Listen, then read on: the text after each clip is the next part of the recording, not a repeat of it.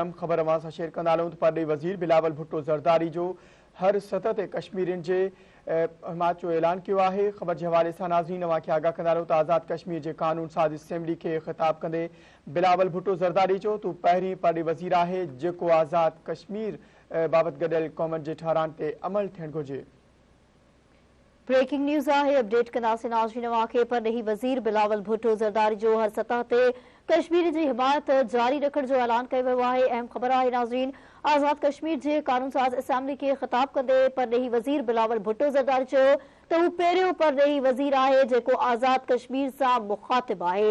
बिलावल भुट्टो ज़रदारी चयो त कश्मीर मसइले बाबति गॾियल क़ौमनि जे ठहराउ ते अमल थियणु घुरिजे। कश्मीर मसइलो हिंदुस्तान जी पूरी एजेंडा आहे। हुन चयो त कश्मीर मसइलो आलमी सतह ते तकरार आहे।